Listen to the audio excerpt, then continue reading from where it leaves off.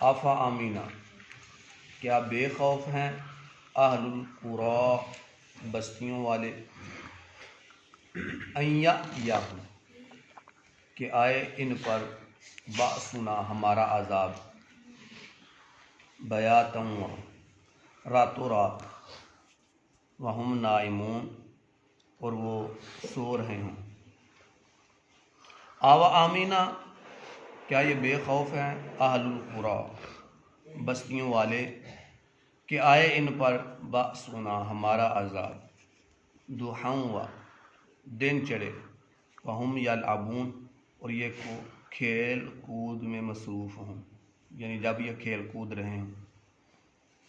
آفا آمینو، کیا یہ بے خوف ہو گئے ہیں مکر اللہ، اللہ تعالیٰ کی تدبیر سے، فلا یأمن پس نہیں بے خوف ہوئے، مکر اللہ یعنی اللہ کی تدبیر سے، الا القوم الخاسرون مگر جو جنہوں نے گھاٹا اٹھایا، خسارے والے لوگ جو ہیں وہ ہی بے خوف ہیں۔ اللہ تعالیٰ ہمیں ایسے سمجھاتا ہے ایسے کوئی والدین بھی اپنی اولاد کو نہیں سمجھاتا۔ جو کل ہم نے سبق پڑھا تھا اس میں اللہ پاک نے یہی فرمایا تھا کہ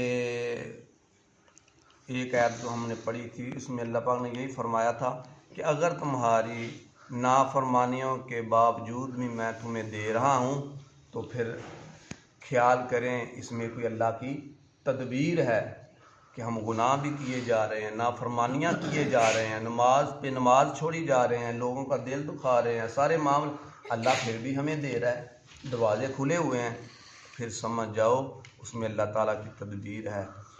اس میں اللہ پاک فرماتا ہے کہ تم اتنے، یعنی یہ مخاطب کیا گیا ہے مکے والوں کو اور جو ارد گرد جو 7 بستیاں ہیں، ایک قول کے مطابق تمام وہ بستیاں جہاں کفر والے کام ہوتے ہیں، گناہ ہوتا ہے، سب کو آگاہ کیا گیا ہے کہ کیا تم اتنے بے خوف ہو گئے ہو کہ پہلے تم پہ مصیبتیں بھی آئیں، پریشانیاں بھی آئیں، پھر بھی تم گر گرائے نہ، اللہ سے مدد نہ مانگی، اللہ کے آگے روئے نہ، یا اللہ میں معاف فرما، پھر ہم نے تمہیں مال اور زیادہ دے دیا، اتنے دروازے کھول دیے، پھر بھی تم نہ ڈرے، تم بھی پھر بھی وہی گناہ کرتے رہے، پھر بھی تم ایمان نہ لے کر آئے۔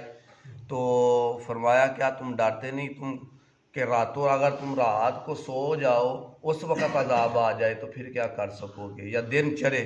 فرمایا غفلت کے وقت 2 ہی ہوتے ہیں، یا رات کا آخری حصہ یا جب دن چڑھ جاتا ہے، کیونکہ اس وقت لوگ سوئے ہوتے ہیں۔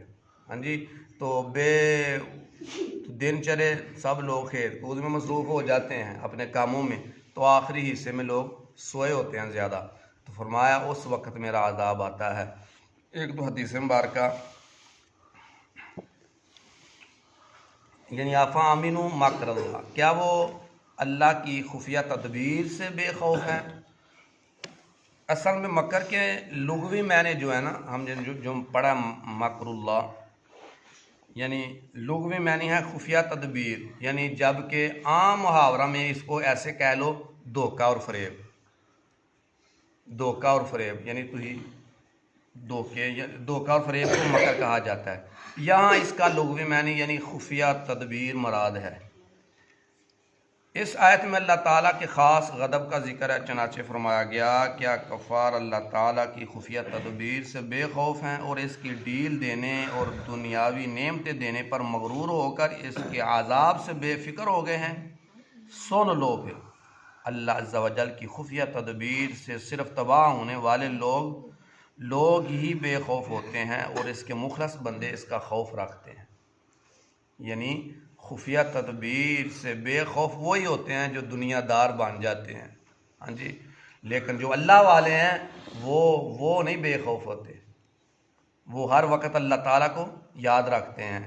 تو اللہ تعالیٰ ایک قرآن مجید میں فرماتا ہے کہ اے ایمان والو ایسے ڈرو جیسے ڈرنے کا حق ہے، یا ایھا الذین آمنوا اتقوا اللہ حق تقاتہ ولا تموتن الا وانتم مسلمون، کہ اے ایمان والو ایسے ڈرو جیسے ڈرنے کا حق ہے اور تمہیں موت نہ آنے پائے مگر مومن ایمان کی حالت میں، مسلمان کی حالت میں تمہیں موت آنی چاہیے۔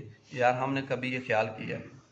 ہم گناہوں میں مصروف ہوتے ہیں، ہمیں موت آ گئی پھر کیا کریں گے؟ لیکن اللہ نے ہمیں کیا حکم دیا ہے؟ تمہیں موت نہ آنے پائے، لیکن مسلمان کی حالت میں تمہیں موت آئے، پھر بندے کی آخرت سنور جائے گی۔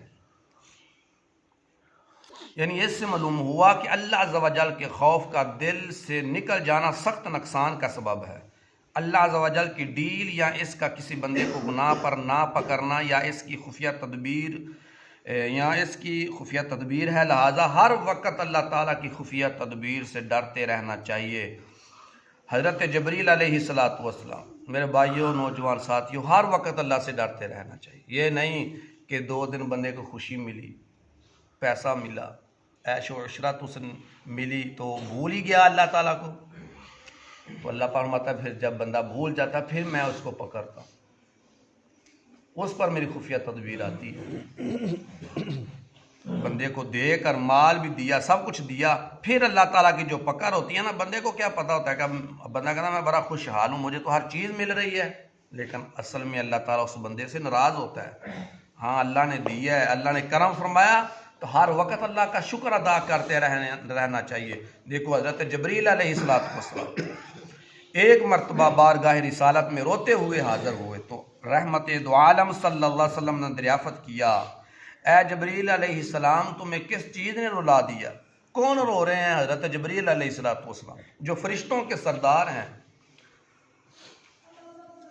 پوچھا تمہیں کس چیز نے رلا دیا؟ انہوں نے عرض کی جب سے اللہ تعالیٰ نے جہنم کو پیدا فرمایا ہے، میری آنکھیں اس وقت سے کبھی اس خوف کے سبب خشک نہیں ہوئیں کہ مجھ سے کہیں کوئی نافرمانی نہ ہو جائے اور میں جہنم میں نہ ڈال دیا جاؤں۔ فرمایا آنکھیں ہی نہیں خشک ہوئیں۔ کون کہتا ہے؟ حضرت جبریل علیہ السلام۔